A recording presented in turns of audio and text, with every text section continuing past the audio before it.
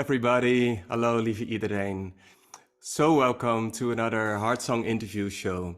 Interview show where I invite inspiring guests who bring beauty to the world in different ways. Ways of healing and love, bringing higher consciousness so that we all can live from the heart and from the soul to create a more beautiful place for all. And today I have a very, very special guest. I'm really honored.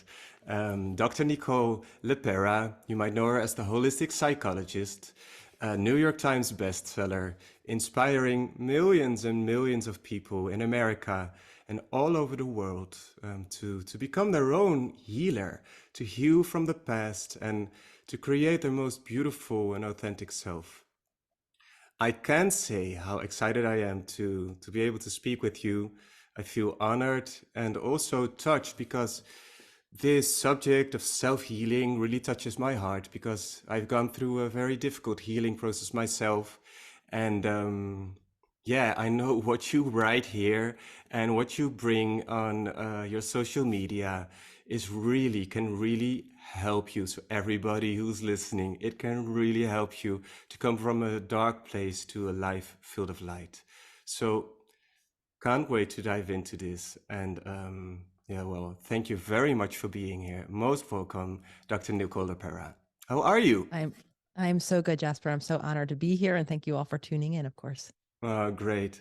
You a few weeks ago, a little bit more than a few weeks ago, you were in Europe, you were in Netherlands, and you did a tour here. And was it the first time you ever were in Holland? It was the first time I was in Holland. It was the first time I did a live event. There was a lot of first on that trip. Yeah. Okay, great. Yeah. Okay, so I'd like to start with the title of this book, How to Do the Work. Of course, it is about self-healing. It's about creating yourself, and we'll talk about this in our interview. But my first question would be this: how to do the work? What is the work? What is doing the work? What does it mean? The work for me is the daily commitment to creating change in our life. And the concept itself was really informed by my clinical practice, where several years ago, I had a practice in Philadelphia where I was living at the time, doing what in the West is very traditional type therapy. Hmm. Clients would come in week after week. We would explore their problems. We would gain insight. We would come up with, action plans so that they could begin to alleviate their symptoms, create change in their relationship or whatever the complaint was. And Yeah. similarly, having been on both sides of the couch, having been in therapy myself for anxiety, which for me was, as long as I can remember, something that I've struggled with. And Mm. what I continue to see, not only in my own life, in the life of my clients, these individuals that I was tasked to help, to relieve their suffering, to create change, I started to see how stuck quite universally we all were. And no amount of insight and awareness I was seeing was really giving us, myself included, the tools to actually utilize and create the change that we were looking for. So when I first sought to understand, well, what's going on?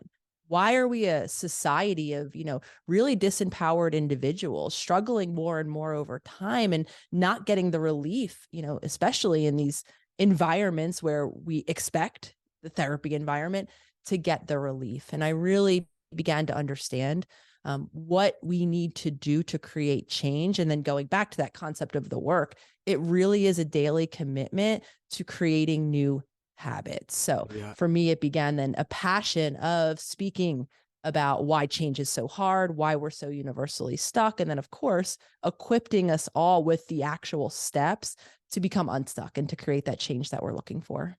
Yeah, great, and I really love that. And it's so you also you always you talk about the small changes so that it doesn't overwhelm you. And this was really insightful for me too, that we are really created actually to not change.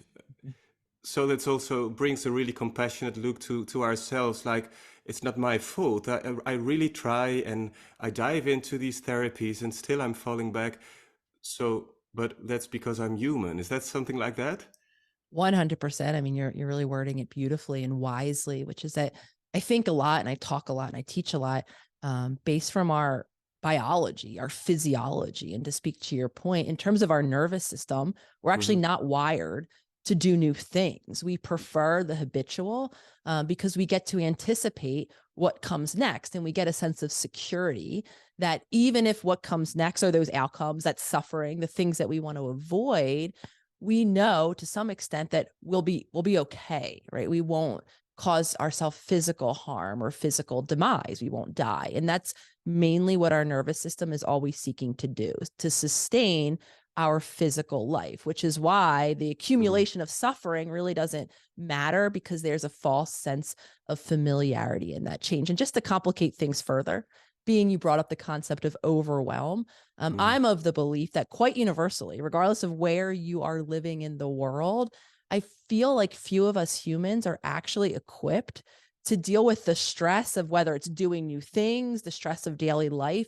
We're really, simply put, quite overwhelmed as a species, and we don't know how to tolerate stress well. So when we're talking about the discomfort that comes with newness in general, and when we are an individual who can't tolerate those overwhelming feelings, before we know it, now we have a recipe to continue to repeat patterns that, again, for many of us, does come with an accumulation of suffering and of consequence. Yeah. And in these days, I mean, new things keep coming every second almost, yeah? Oh, Yeah. 100. I think a lot about just generally our natural trajectory as humans, as an evolving society. I mean, to speak to your point, we are endlessly stimulated all day long. It's so unnatural from how it is that we used to live. I mean, Yeah. talk about, the advent of electricity even, and now we have the internet and lights and stressful things outside of our doors and windows 24 hours a day. It's a And miracle that we're still walking around, actually, isn't it? 100%. I mean, it's Yeah. just too much to deal with at any given time. Though, to speak to this point, we're quite adaptive. We've hmm all found the way to keep trudging Yeah. forward, But though if a we lot of it wouldn't I do. be packed with all this trauma energy, and even then it would be too much. Right. But then we come to the point, because we are also loaded with all these negative experiences, and also this you write really beautifully about it in this book. It is translated. I've read the English version because I prefer that, but it is translated for the Dutch people watching. And so when you talk about this, I get this picture of so many people who are in distress, who are suffering, who are crying their lungs out, and who are looking for a way. And so there they were in your practice. And as you said already, you found out you could not really help them to really make these lasting steps. So I'm curious, how did this concept of the holistic healing come into your life? Was there some specific moment that you knew, okay, something has to change?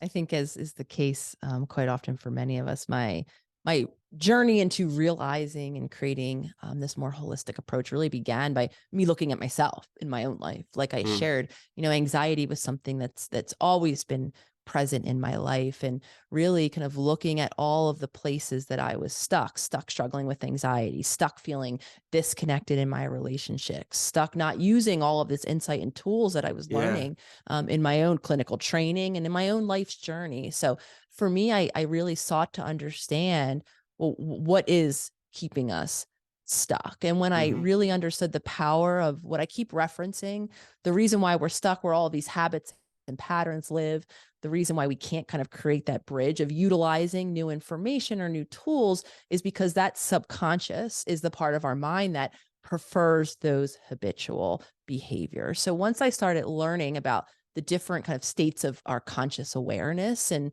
this is that autopilot. I'm sure hmm maybe some listeners have heard that referred to, or we've definitely lived the experience of, right, commuting to and from work, a route that we commute all of the time. And on that route, we don't have to be thinking about each particular turn we're taking. We could Yeah. be thinking about the stressful thing that happened at work, or the Yeah. thing that we're fearing going home to. That's a prime example of life on autopilot. And the reality of it is, we have habits that color all aspects of our day. And for me, the shift really happened. It wasn't one moment.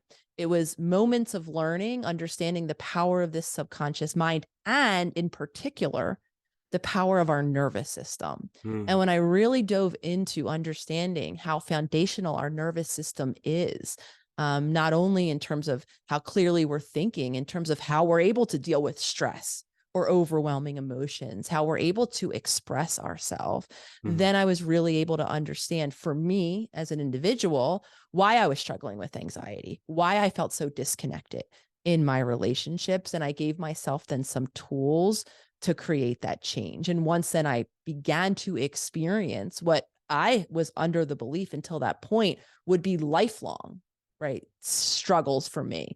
I mean, for many of us, we've learned that things like anxiety, if you are an anxious human, chances are you'll always be one. That's And so for the first amazing. and for the first time ever, I was living the experience of minimizing my anxiety, of Wow. decreasing it, of What feeling did more you do? connected. What kind of tools did you practice for yourself? So first it was the daily commitment, which exists for me to this day, to be conscious, not to let those autopilot and all of those habits. I've lived Mm-hmm. 3 decades of Mm-hmm. experiencing the byproduct of those habits. I understand that they don't all serve me. The things that I learned in my childhood from the humans that were modeling these behaviors weren't necessarily teaching me how to consistently meet all of my needs, my physical needs, my emotional needs in Yeah. particular. So when I became conscious that my habits don't serve me, now I created some space in my present moments to actually utilize some new tools. So that Mm. foundation of consciousness will always be something that I stress, because Mm-hmm. if I'm not conscious, if I'm not actively making new choices, my subconscious autopilot is going to make the same choices, preferring the familiarity of those choices that it has always made for me. And in that beautiful space, to directly then answer your question, once we're conscious, now I had some tools that involved my body, right? Which Yeah, is yeah, where my yeah. nervous system is housed. I could learn how to ground my attention in the present moment. I could learn how to intentionally breathe in a way to actually calm myself, relieve that anxiety. I had now access to helping my body to feel differently. So it really is 2 steps that, in my opinion, always begin in that conscious awareness. We have to see the habits that Mm-hmm. are creating the life around us before we can begin to implement those new tools. And the reality of it is, there are so many, Jasper, new tools that we can utilize to help our body along if we are noticing that we are dysregulated or carrying trauma, to speak to the point you made earlier. So many of us are not only overwhelmed by what's happening in our current environment, Mm-hmm. we're carrying the overwhelm and the wounding of past environments with us into our adulthood. Yeah, yeah, and when you say the past is not even our own past, it's also the past of our parents and their parents, the unresolved energies that are circulating through our systems. And what I love, what you say now, what you also write about is the epigenetics, and it's coming more and more on more places. I hear about it, and I love this so much because when you're talking about being stuck, it's also something that you're being told, like what you say, that when you have these anxiety problems, you're stuck with it for the rest of your life. When you got MS, maybe we can talk about a little bit about beautiful example in your book of Ali. When you got that, well, you're most probably will be in a wheelchair someday and not be able to move anywhere anymore. So that's such a very strong imprint that is given to us all the time, all the time. Your sound is, thankfully, thank God, it's the new sound. It's the true sound, because when you talk about epigenetics, well, I'm not going to fill it in for you, but I love that so much because it helps us to see that we are not stuck. So please tell about it, Yes. about these new insights, and what does it mean for us? Yeah. And to speak to your point, Jasper, I mean, many of us are, especially in my field for very long, we have been taught that genetic deterministic is kind of how we call it. Really simply, my genes, right? The DNA that's encoded in me that I don't have control over. It's gifted to me by, right, my mother and my father that, kind of created my genetic code. For Yeah. so long, we were taught that that was inevitable, right? The analogy of the bullets that load the gun, right? So that was the reality. There was no stopping that train. So things like anxiety or physical diagnosis like MS and a slew of others, we were under the assumption that if we had that genetic component coded into us from our parents, that we would have no choice. It was only a matter of time before that happened. So it was a belief medically taught to us. And for many of us, that belief was affirmed or validated in our lived experiences, because many of us do have genetically related individuals.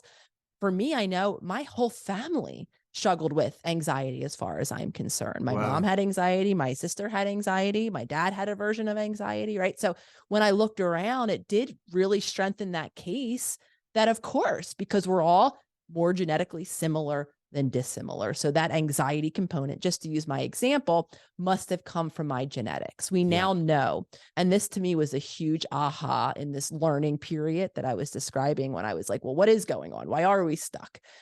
Do we even have choice? Or is this kind of like a why bother? This is just about managing symptoms. And when I was met with this science now of epigenetics, which does say, yes, our genetics load the gun, though it is our environment, our lifestyle choices, how much we're sleeping, what we're eating, when we're moving, the quality of our relationships, the amount of stress in our life and our ability to deal with it. Those play a role too. Now, not only did I have a bit of explanation for why I saw that similarity, because not only were we sharing, genetic similarity in my family, to go back to my example, we're sharing the same choices. We're all living more or less the same. The Yeah, two yeah, adults, my yeah. mom, my dad, right? They're modeling the same behaviors, the same Yeah. emotional behaviors. So now I have another explanation that we're similar, not because genetically we're similar and we're doomed to be similar, because we've been modeled and living within the same environment. So for me, it did open the door slightly.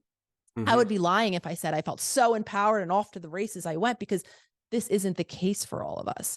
Those beliefs, right? I'm an anxious person. Go back to me again.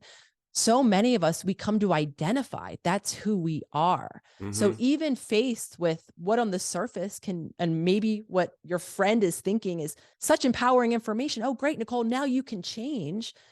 We don't open our hands and welcome that information at first, because for so many of us, this idea that I could be making choices that are contributing to my suffering, in addition to the fact that I've become my anxiety, that's how I know myself. I don't even know myself as the possibility of being anything else. So many of us resist it. We kind Yeah, of yeah, yeah. reserve that for someone else. Oh, I read about it in a book. Maybe Dr. Nicole is saying she created change in her anxiety. Good for her. I can't do that for Oh, really? That myself. still works like that, even if you've got living examples in Yes. front of you, it's still hard for the human mind to believe in that change. To belief, because beliefs, right, are this is how I simply define beliefs. Beliefs are not just things out there. Beliefs are the repeated thoughts we have about a particular thing about ourselves included, that have been verified and grounded by our experience. So if I'm Okay. someone who, right, has only known anxiety, and now you're sitting here telling me something different, I Mm. don't actually believe that to be true, because I've never had a Yeah. different experience. And now you even telling me the possibility of something new, let's bring this full circle, will challenge the subconscious part of my mind that feels comfortable in my life, in my habitual way of living, Yeah, yeah, yeah, because I yeah. have a sense of safety in it. So Yeah. as counterintuitive as all of this is, and the reason why I labor in terms of these explanations is because so many of us do feel broken, right? Yeah. Have not been able to create that change for Yeah. ourselves. So can even not only just get dismissive of when someone else tells you it's a possibility, can get downright angry, Yeah. right? And Who are you fight to tell me that it's possible? for our, older identities or our older limitations or our older lifestyle, simply because that's what we've grown Yeah. familiar with. So, wow. And so then what? Because you do reach a lot of people, and I assume that a lot of people are making these changes. And so what is needed in order to make this change? I know the people who are listening now, it's who are also longing for change, and what steps are needed to start believing or to start changing? So, belief change happens. And we talked a bit about this earlier when we talked about the smallness of new, consistent action. So Hmm. having this information, I think for some of us can be a healing kind of But then component you of our first journey. you need to step out of this angry resistance. Of course, that part. But then we still have to do something, right? To speak to your point. So for some of us, it can be relieving the shame of the brokenness that I feel because I can't create change. However, that still leaves me in the same space. So yes, to Exactly. speak to your point, building that bridge of action, and something that we talk about every month, actually, in my membership, the Selfhealers Circle, where from around the world, members join together and we talk about creating change in certain aspects each and every month. And we talk about a concept that I call the small daily promise. And that Mm. is that commitment, not to setting a a 5 thing to do, a 5-step new to-do list, as is natural. Because many of us, when we feel inspired to change, it's because life isn't going the way we like it to go. Some of us decide to create change when life has exploded or imploded around us, right? We can't fathom continuing. Something has to give.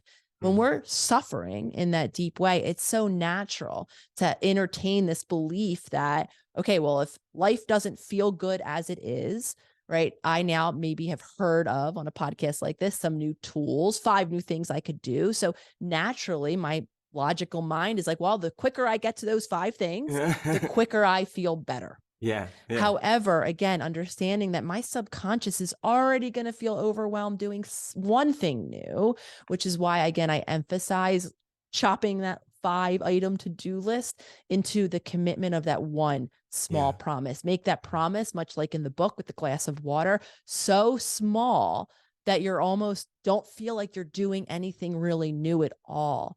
Because what is most important is not white knuckling your way through those 5 things, for the next week and then never doing it again. Mm-hmm. It's maintaining the consistent practice. So to Wow. increase the likelihood that we can each and every moment walk through the difficulty of that resistance of doing something new, making that promise small and keeping that daily commitment to keeping the small promise will be what creates the foundation of that new habit. Now, of course, this is frustrating because we want to change. We want to feel better. We feel like this is the long journey, though it really is about creating, back to epigenetics, those new habits, because our current habits are playing a big role in why we're feeling and have the life that we have. So to create new habits, that really begins by the consistency of those commitments. So great, so great. Yeah. So because what does it give when you like for 30 days do one small thing? What does it give to your human functioning? Yeah. So not only does it give whatever the byproduct of that small thing is. So I'm becoming conscious for this. I'm Yeah. drinking water, right? So now I have the byproduct of that practice for 30 some days, and whatever the intention is, to feel calmer, to feel more hydrated, to feel healthier in my body, whatever it is.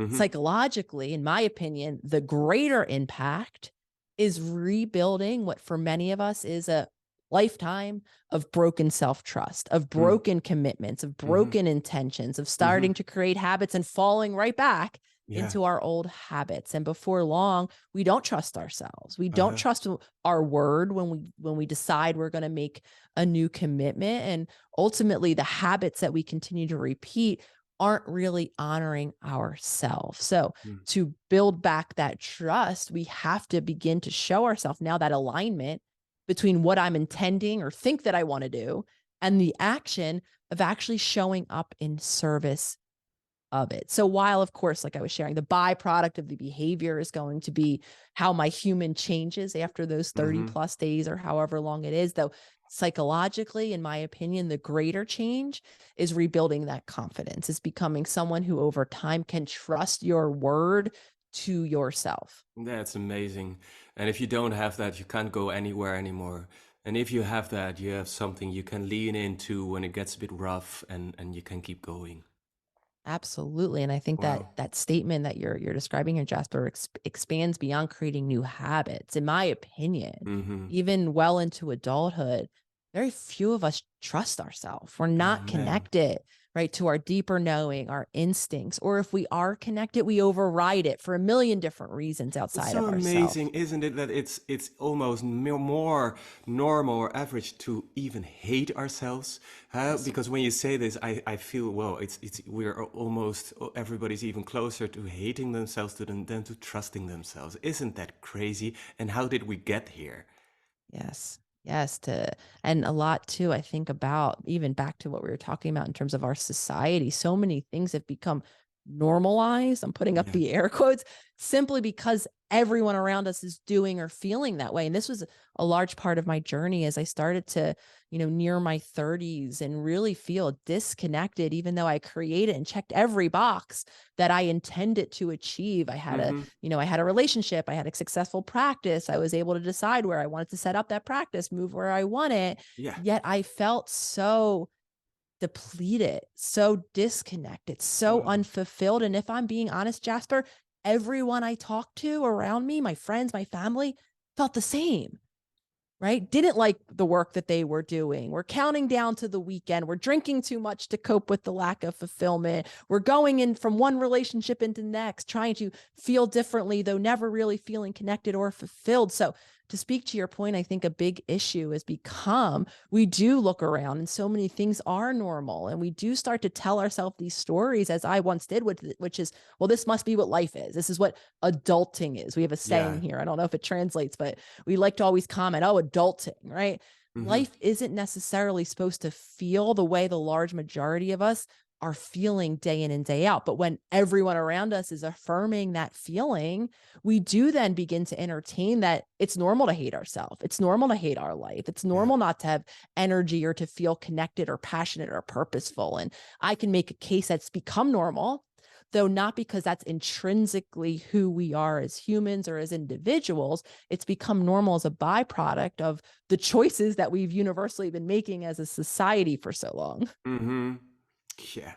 Yeah, it's amazing. And how much do we get it mirrored back that it can be different? And it is true that more and more sparks are coming. You are a very big spark, and bringing a new story to the people. And what I would like to talk about a little bit is this thing that causes so much of our pain, suffering on all these levels. And it's of course the big word trauma.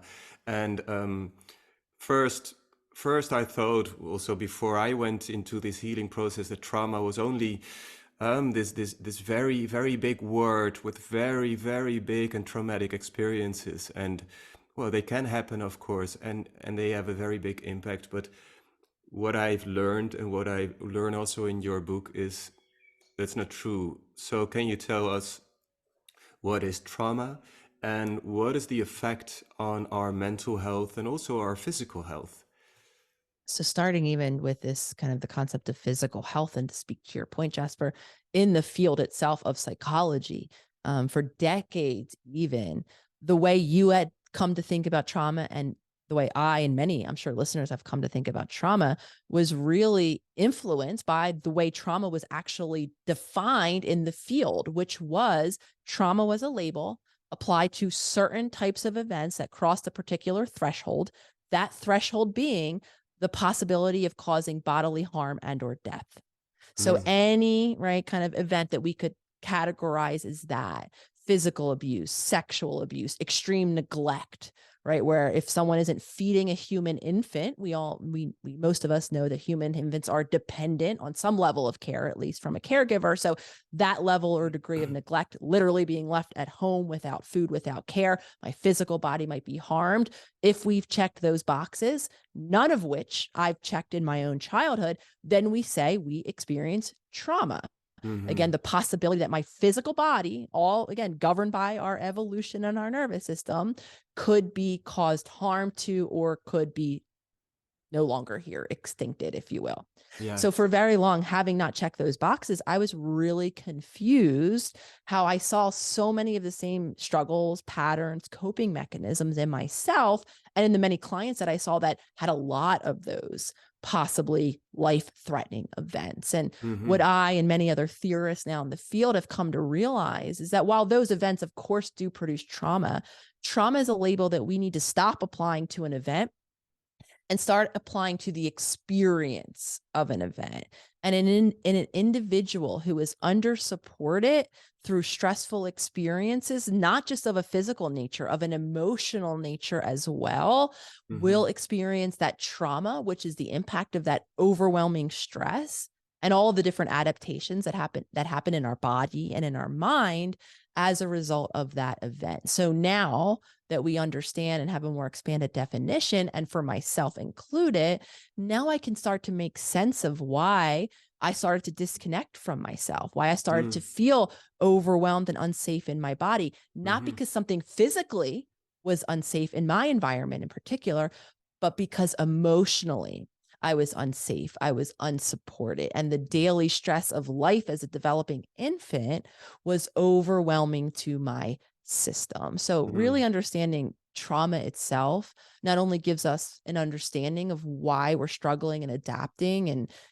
having the patterns that we're having inside of us, because this is the conversation then that includes that reality of these events, these traumatizing events, even if they've happened decades ago in a geographical location with relationships that maybe we're not even connected to or near or not present in our life, the effects of that trauma live on in our mind and in our body, just like those moments of my physical life being impacted. So now we have not only an explanation, but now back to what we were talking about earlier, those kind of 2 points. I have to become aware of those older habits so I can make new choices.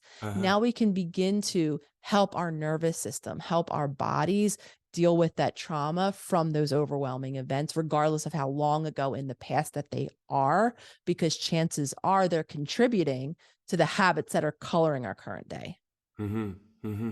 Wow. And great, great explanation. And when there's about this being conscious of our own functioning in the moment, is it always necessary to know where it's coming from? It is not always possible. So for me, I speak often about a byproduct of my childhood environment and a lot of others. I've heard from a lot of community members who resonate around stress in particular. When we're stressed and overwhelmed in childhood, when our brain is developing, one of the areas that's impacted in terms of our developing brain and its functioning is the part of our brain that plays a large role in memory. And the stress hormone cortisol, one of the major shifts or changes in our body, one of the major things that our body releases to help it deal with the stress, as cortisol goes up, it impacts the hippocampus, which is a part of our brain that encodes or delivers our memories, which is simply the ability for me to be sitting here, I'm 40 years old now, to think back and recall, much like a movie, my childhood, what holidays look like, what a general day look like. So when we have that impact, some of us, myself included, struggle with that ability to recall those memories. Now, just to be clear, this isn't to say that those memories don't live in my body and my habits like we've been talking about. They do. I just can't access the events themselves, right, that caused those overwhelming emotions. I just can't remember in my mind or recall in my mind's eye, though I can see in my daily habits. So to simplify the answer to this question, some of us might not have access to the movie of what caused it, though what we do have access to is how we've adapted, is the things that we now do as a byproduct of what happened. So the way I began my journey was I couldn't go back, right? And see, I started right here, right now by becoming conscious of the habits that were coloring my life, knowing that some of those habits came from overwhelming childhood experiences where I didn't have the emotional support of the caregivers around me. Yeah, yeah. Wow. I've experienced the effects of trauma very strongly, also in my body and also in the mental. And I find it so fascinating and so interesting the ways that the mind and the body and everything start functioning in a way caused by these traumas. Of course, the coping, but also the sabotaging mechanisms and all these kind of things. And for me, it was very strong in the physical. So my nervous system was completely stuck, and I couldn't go outside anymore for 5 years. So I had to dive in, and I found out, okay, so this is stored trauma energy. and it took me a long time and many different things to come to healing. My question is, can any trauma and any effects of trauma, in your opinion, be healed? To speak to your point, and thank you for sharing so much of your journey, because what you're sharing and what I'm sharing really does illustrate how, we can't just white knuckle, as I like to say, or overpower, kind of here we should just relax, right? That is going to actually create the ability to do those things, because the Hmm. ability to relax, to be connected to our life, to be, connected to our emotions and deal with our emotions really does live in our body's capability. So even just picturing you, right? Supportive people trying to support you and, leaving the home and I'll be with you when you're doing it, right? That logically isn't going to shift how unsafe your body feels until you Exactly. actually make the choices intentionally to downshift your body into that safety. And this is, I think, why so many of us feel enraged, right? When we're having, say, an anxiety reaction, or we're feeling unsafe, or we're hypervigilant, or we're socially anxious, always scanning our surroundings. And we Hmm. could have a very well-meaning loved one Hmm. trying to support us and saying the thing that's going to pop us off, which is just relax. Well, my body can't just relax. I can't sit No. still. I can't feel peaceful right now. I can't go outside because that feels scary. Even if logically you're telling me there's nothing scary out there, my body is telling me different. We really have to understand, and I didn't directly state this. So the reason we continue to talk about our body throughout this conversation is, while our mind is powerful, right? And we can think positive thoughts and those can send messages to our body at the Hmm. same time, our body is sending messages to our mind. Yes. So my mind telling my body just to relax, if my body is in a stress response and doesn't feel safe, the signals that my body is going to be sending to my mind is, yeah, right, I can't relax. There's something stressful in my environment that I need to deal with. And those signals are so incredibly strong. So to answer your question, can trauma be healed? Absolutely. It Hmm. lives in the body. We now know that our body, our brain, is neuroplastic, simply means can change. Yeah. Listeners might have heard, we have a saying, neurons, Hebb's law, neurons that fire together, wire together, which really Hmm. illustrates that picture, that principle of change. If I can fire up new neurons, no matter how old I am, if I can do some new behaviors in action, calming my nervous system down, no matter how old I am, and if I can practice those consistently over time, creating those new pathways of firing together to ultimately wire together over time, now I've actually changed my mind and my body. Though without the body piece, without those new behaviors stringing together in consistent actions and new neural pathways, what will be the strongest are those old subconscious patterns. So we'll Hmm. still be living in our trauma reaction, though we will always have the possibility of changing it. And that possibility exists each and every moment, no matter how old you are, because your brain's ability to change and your body's ability to change does not expire. It's present Ah, all of the time. that's so hope-giving, isn't it? If you Oh, know that and if you trust it, then actually you can change about anything. yes. It Yeah, can and you need be, to find a way. And I'd like to add this because when you say this, of course, you can rewire, and but when there's deep trauma, and I've experienced that for myself, then of course there needs some sort of healing, and this unsafe part needs to be restored into self-trust again, into trust again. And you write about it as well, about the inner child work. I've done a lot of it myself too. Can you tell a little bit about the power and the impact of the inner child work? this is actually a beautiful place, because what we've been indirectly speaking of throughout this entire conversation is the inner child that lives in our subconscious mind. Mm, And the way that I define the inner child is, it's the area of our subconscious that contains, from our childhood, all of our unmet needs, all of our mm, suppressed emotions. It mm, contains our intuition, our essence. I mean, even thinking, those of you listening who have access, who have children of your own, or work with children, or who see children, right? Children, just think about them in their pure essence, right? Before life happens to them, mm-hmm. right? They say what they want, they feel as they do, they just are who they are. And then Mhm. life and all of the lifestyle and decisions made around them, impacting them, relationships, they begin to adapt. However, in our subconscious mind, because everything that happens to us, as crazy and mind-blowing as I know this is for me to even wrap my head around, as I'm sure it might be for many of you listeners,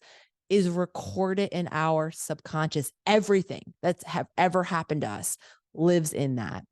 So while so many of us, we do, and a lot of us into adulthood struggle with even this concept. What do you mean child? My childhood, it was decades ago. I don't want to think about that anymore. I don't want to talk about that anymore. I'm an adult now. That's not impacting me. When the reality of it is, because all of those memories, those beliefs, those habits, those ways of being that we've had to adapt because it wasn't safe just to be who we are and how we were in childhood for many of us, because our needs weren't met. So we had to attempt to get them met in different ways. All of that still lives in our subconscious mind. So much like we've been talking about, becoming aware that we could be well into our adult years, so far from that childhood environment, yet we're still impacted. And so many of us are carrying unmet needs, suppressed emotions, disconnections from our, deeper desires and intuition. Don't trust that space of ourself. It is still present. So by becoming conscious to it, and by creating the space to explore what our needs are, how consistently we're meeting them, how we feel emotionally, how much we're able to express ourselves into the world around us. And if we're not able to be who we are in our daily life and our daily relationships, then we can begin to make those new choices so that we can be more in our authentic self-expression.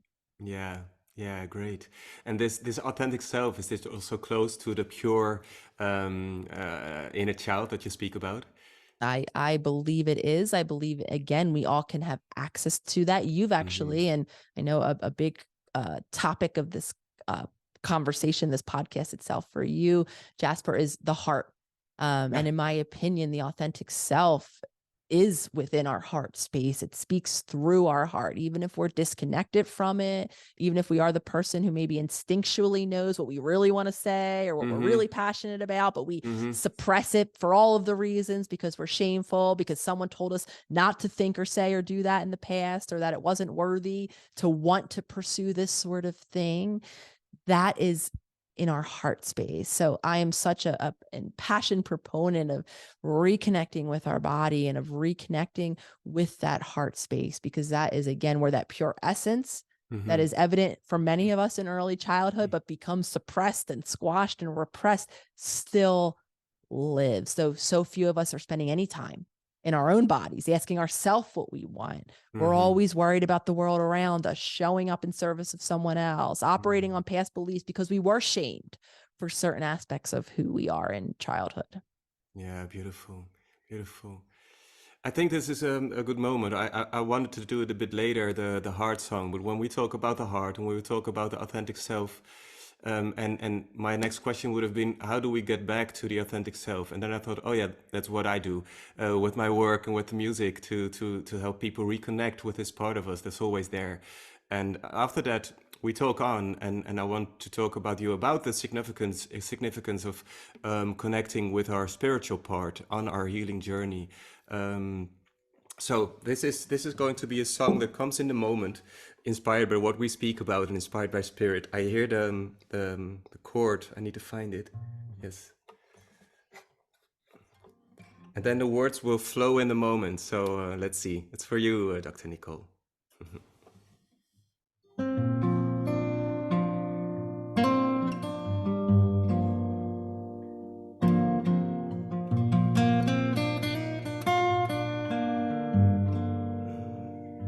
Let's get back to ourselves and meet who we are.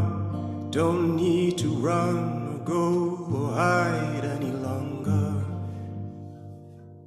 Let's get back to the heart and who we truly are. Remember what you're made of and made for. Reopen your path, it's here to walk on with all of your heart, with all that you are. Remember, you are made to shine. Remember, you are made to shine like this inner child who wants to dance around, who wants to sing and play. So let's play and come back to who we are. Remember who we are. Let us shine together and refine one another. 'Cause it's a beautiful day. It's a beautiful way to come back to who we are. To meet our inner heart and say, oh, what a glorious way to meet anything with my heart open, so I can restore the trust in who I am. Walk on, remember, as all I am, because I am worth the best. Yes, I am worth the best version of myself. I remember who I am. I remember what I can be. I create my own story by beginning now and now again. I rewrite my own path, the path of my true heart.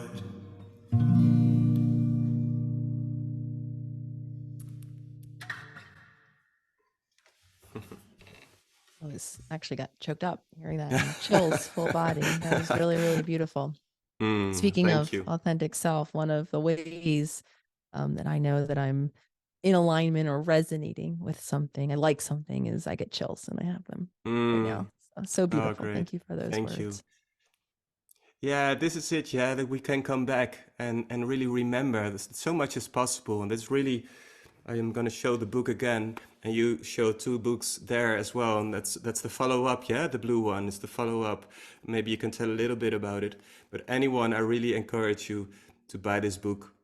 Haal het boek in huis, jongens. Het is echt heel mooi. It's so valuable, and it really reminds you on so much levels that actually it's really possible to create a more beautiful life. So can you talk about the importance or the significance of connecting and reconnecting with our spiritual self? Yeah. So for me, when I define holistic, this really goes back to the beginning of this conversation. Holistic is beyond just the mind. It's including the body, which is what we just spent a long time talking about, and also the spirit. Whether or not you want to call it the spirit, the soul, the essence, really simply the uniqueness that makes each of us the different individual that we are. I think that is how we kind of define what for many of us is an undefinable concept. I know what for a lot of us is kind of entrenched in religious-based, institutions that might not resonate, concepts of soul and spirit. So for me, this idea of soul and spirit, being a scientist at heart, I needed it verifiable. I would have denied even looking at it until I really understood what it is. And what it is really, again, is that uniqueness that makes each of us the different individual that we are. And even scientifically now, locating that kind of soul-based energy or that essence in our heart space. We now have a huge field, really pioneered by, I don't know if you've heard or if any listeners have heard of here in the West, it's called the HeartMath Institute. And they do a ton of research on mind-body coherence, the power of the heart in particular, and really being able to now scientifically quantify, right, where in our body this kind of essence and intuition and soul might live. And even just bringing back the workbook itself. So my hope for how to do the work, my initial book, was really to introduce people to these concepts, right? All of this subconscious habit self and all of the ways that we're driven to repeat the past through our trauma and our inner child and our ego, keeping us stuck in those early behaviors, those early environments, and those early habits. So my hope, and throughout How to Do the Work, I ended every chapter really practically, where whatever concept that we were talking about throughout the chapter and being illustrated, there's a step-by-step, how do I apply? How do I build that bridge, right? From insight, new information into action. And as I got, in completion of that book, I really started to realize how much, like I always use this analogy or this image of, horses that walk around. I don't know if any listeners have ever seen, with blinders on, so they can't see, right? And in so many ways, we are like that in terms of our subconscious habits. We can't see even some of the habits that are keeping us the most stuck. So when I started to think about giving people a roadmap, or readers a roadmap, the idea of a workbook, which is now How to Meet Yourself right behind me, really kind of came into creation. And interestingly enough, and this beautifully illustrates our entire conversation and really ties all these topics together, I separated the workbook into 3 different sections: body, mind, and soul. So the workbook is called How to Meet Yourself, with the byline being the workbook for self-discovery, the self that most of us are wanting to meet when we pick up the book, of course, being our authentic self. However, the soul, the authentic self, we don't meet those exercises until section 3, because similarly to how we've been talking all along, we first have to become conscious, be conscious of what? Our body and all of the trauma and dysregulation that's living in our nervous system, that's coloring and sending those messages right to our mind, overriding quite often even the most positive, powerful thoughts we can have. Our body is overriding it. So that's the first section. We become conscious of our body. We develop some new habits so that my body can feel more peaceful, feel more grounded. Then I peel back that next layer and I look at my mind and all of those stories and beliefs from my childhood that I'm carrying with me that are coloring all of the ways that I feel about the world and what I'm doing in the world. And then finally, when I peel back that layer, now I'm left with the safety, the security, the trust, and the space to begin to explore who I really am. So in the journey of meeting ourselves, again, this is one of those areas where I'm sure I frustrate a lot of listeners, where there isn't a prescription of here's 3 things to do to know who you really are. It really is about this entire journey of becoming conscious, first and foremost, some of us, of who we're not, of the habits that we're not, right? And then creating the space and the curiosity to, before we go do the habitual things that we always do, to maybe stop, pause, ask ourselves, what do I want? We might not have the answer immediately, which is why I call it a journey, but we need to put these practices in place, because there is no easy prescription. There is no marker. I just described to you, for me, I now know when I'm in resonance, when my authentic self is saying, yeah, you like this, you like that song, Jasper and you get each other, right? You're connected. I'm getting chills, right? I now know, for me, this is a signal that my authentic self is feeling happy. It's feeling seen. It's feeling connected. Listeners might not be chills for them. There might be another marker. They might get an image, or, something else might happen in their bodies, and learning how to trust that. This is, again, why I think it is, while it's understandable and helpful for people to give prescriptions to other people, I also question, because not all things apply to everyone. What my purpose is here, I believe, is to empower each of us as unique individuals to create the safety in ourselves and in our surroundings and our relationships, so that we can feel our way into what we need to do, how we need to meet our needs, honoring that it might be different than what you're even hearing me say on a podcast like this. Yeah, exactly. And that's what I love so much about your work, because what it does, and it really empowers yourself. And of course it's easy, and we want to have a 3-step prescription, because that's what we always get. The doctor says, do this and this, and then you will be okay. Well, we won't be okay, but we still think that this is going to save us, and it's not. And what's going to save us is what you bring. And that's like, I also love your honesty also on your, you say you're never done, and you also also say, I keep learning, I keep healing. It just keeps going on. But what I love is this really a journey of self-empowerment. You take back the tools. You learn really that there is a power inside of you with which you can change your own life. Oh man, this is gold for the rest of your life, isn't it?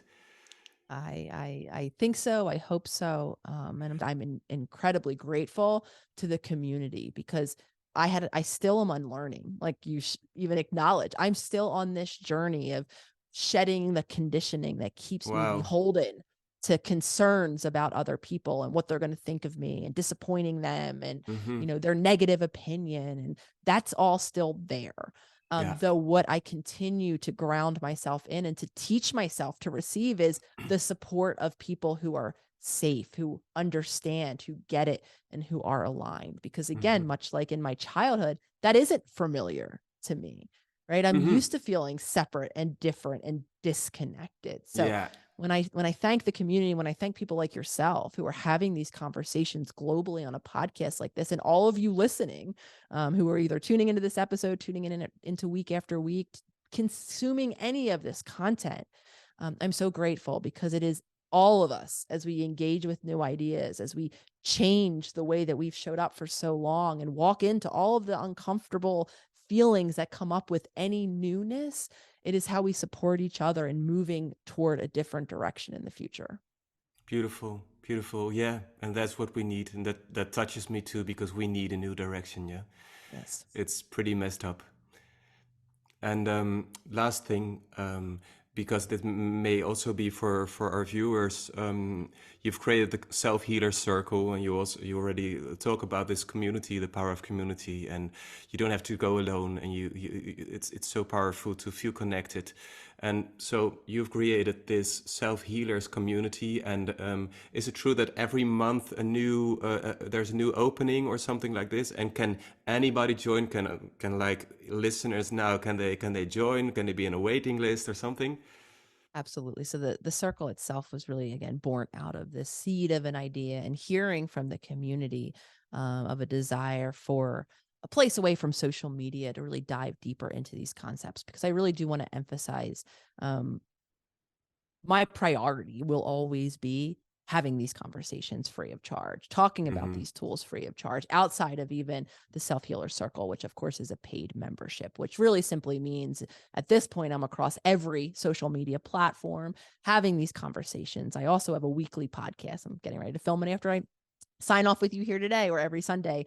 My co-host Jenna and I release a free episode where we're in conversation with the community. Our community is incredible. Underneath any of the social media posts we put up, there's so much engagement in the Yeah, comments. So yeah. before I go into the circle, I really do want to emphasize that these conversations and this information will always be, at least from my team at the Holistic Psychologist, something that we're always putting out free of charge. Wow, However, for wow. those that want, a deeper dive, an actual action plan around particular concepts or course topics every month, who want a community that now at this point, once a week, more or less, we join together for a live event.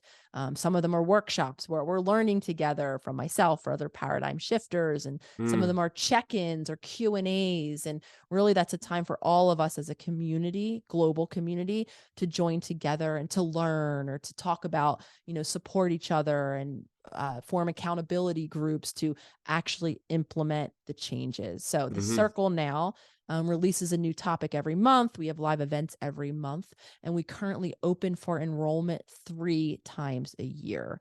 We Okay. just opened for enrollment in May, on May 1st. So our next opening for enrollment will be on September 1st-ish, somewhere during that first Ah, yeah. week of September. We'll give details. Anyone who's interested, however, can check out the website, selfhealercircle.com, can get all of the information, a deeper dive into the Self-Healer Circle, what to expect, and can also, if you are interested in more information on that enrollment or to enroll this Mm-hmm. coming September, you can jump on the wait list to do so. So the Self-Healer Circle, again, is for anyone out there who wants to deeper dive into some of these topics, wants the community support or the accountability, wants access to these live events. So again, I want to Yeah. emphasize that these conversations and these tools will also exist free of charge for anyone who just wants to be involved in this conversation or in this community. Yeah, great. And I inspire and advise everybody who's not following you yet to go and do it because it's so valuable. What you are sharing in your posts and in your videos, and